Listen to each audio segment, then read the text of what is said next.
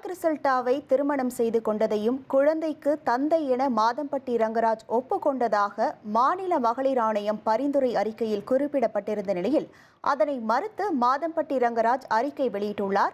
மேலும் ஆணைய பரிந்துரைக்கு எதிராக மேல்முறையீடு செய்ய உள்ளதாக தெரிவித்துள்ளார். இதுகுறித்து விவரிக்கிறார் செய்தியாளர் சதீஷ் முருகன். வணக்கம் சதீஷ் முருகன். மாதம்பட்டி ரங்கராஜ் தரப்பிலிருந்து என்ன தெரிவிக்கப்பட்டிருக்கிறது, விவரங்கள்? வணக்கம். ஆடை வடிவமைப்பாளர் ஜாய் கிறிசல்டா மற்றும் மாதம்பட்டி ரங்கராஜ் இவர்கள் இருவருக்குமே இடையே கடந்த சில மாதங்களாக வந்திருக்கக்கூடிய இந்த பிரச்சனை குறித்து ஒரு இறுதி கட்டத்தை எட்டியிருக்கிறது என்று நாம் சொல்ல வேண்டும். குறிப்பாக ஜாய் கிறிசல்டாவை பொறுத்தவரையில் தொடர்ந்து தனது சமூக வலைதள பக்கங்களில் மாதம்பட்டி ரங்கராஜ் தனது கணவர் என்கிற அடிப்படையிலும் திருமணமான புகைப்படங்களும் வெளியிட்டு பொதுமக்கள் சமூகத்திற்கு தெரிவித்திருந்தார். அந்த நிலையில் இதன் தொடர்ச்சியாக ஜாய் கிறிசல்டா தன் மீது அவதூறு பரப்புவதாகவும் தனது பெயருக்கு இழக்கு ஏற்படுவதாகவும் தான் இயக்குநராக இருக்கக்கூடிய மற்றொரு நிறுவனத்திற்கு இதனால் நஷ்டஈடு ஏற்பட்டிருப்பதாகவும் சென்னை உயர்நீதிமன்றத்தில் மாதம்பட்டி ரங்கராஜ் மற்றும் அவர் நிறுவனராக இருக்கக்கூடிய ஒரு அமைப்பு, அதாவது ஒரு கம்பெனி வந்து கேஸ் கொடுத்துருந்தாங்க.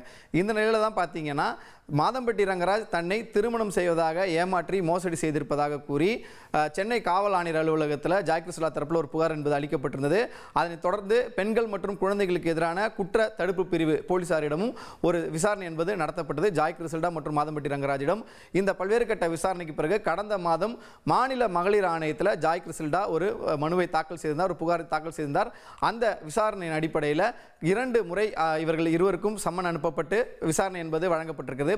இந்த சூழலில் தான் இந்த விசாரணையின் இறுதியில் மாநில மகளிர் ஆணையத்திலிருந்து ஒரு பரிந்துரை கடிதம் என்பது DC2 குழந்தைகள் மற்றும் பெண்கள் குற்றத்தடுப்பு பிரிவு போலீஸுக்கு அனுப்பப்பட்டிருக்கிறது.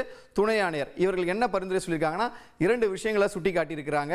இந்த 4 பக்க அறிக்கையில் குறிப்பாக ஜாய் கிறிசல்டா தனது மனைவி என்றும் தான் திருமணம் செய்து கொண்டவர் என்பதை மாதம்பட்டி ரங்கராஜ் ஒப்புக்கொண்டு விட்டார். அதே போல் அந்த குழந்தைக்கு அவர்தான் தந்தை என்பதையும் ஒப்புக்கொண்டு விட்டார் என்கிற அடிப்படையில் இதற்கு தேவை அறிவியல் பூர்வமான எந்த விதமான ஆதாரங்களும் தேவையில்லை என்கிற அடிப்படையில் இவர்கள் இருவருக்கும் மாதம்பட்டி ரங்கராஜ் வந்து ஒப்புக்கொண்ட அடிப்படையில் வந்து இவரை ஏமாற்றியதும் அதன் மூலம் உறுதி செய்யப்பட்டிருக்கிறார். அதாவது இவர் திருமணம் செய்ததாக ஒப்புக்கொண்டார்.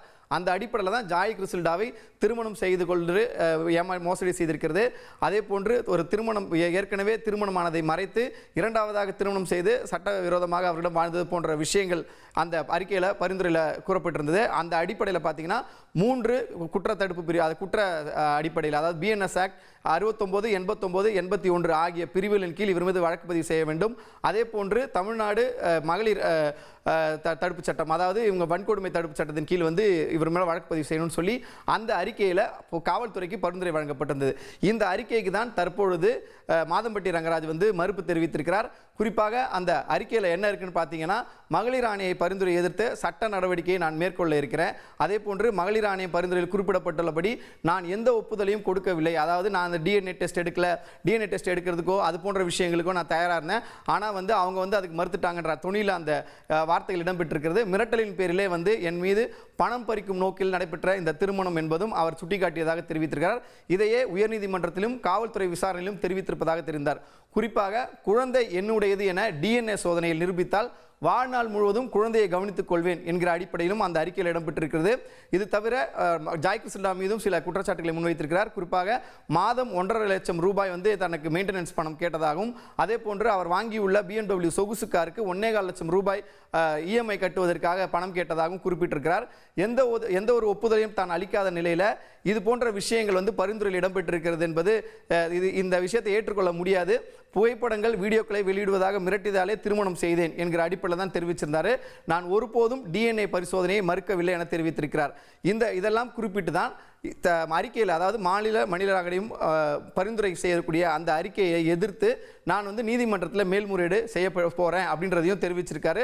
சட்டத்தின்படி இதை எதிர்கொள்ளப் போகிறேன் என்பதையும் தெரிவிச்சிருக்கிறார். இது தொடர்பாக மாநில மகளிர் ஆணையத்திடம் கேட்டபொழுது மாநில மகளிர் ஆணையம் என்பது இந்த வழக்கு தொடர்பான விசாரணையை நிறைவு செய்து தங்களுடைய பரிந்துரையை வழங்கிவிட்டோம்.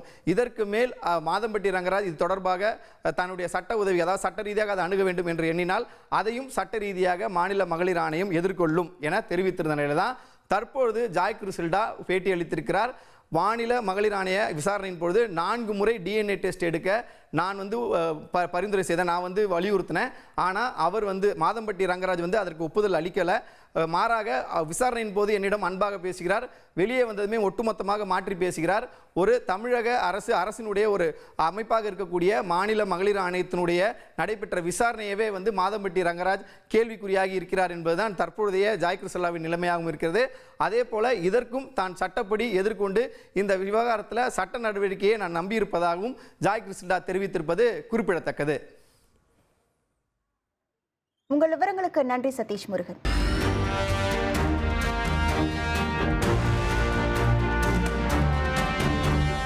உங்கள் தந்திவன் தொலைக்காட்சியில் அரசி தினமும் பிற்பகல் 2 மணிக்கு காணத் தவறாதீர்கள்.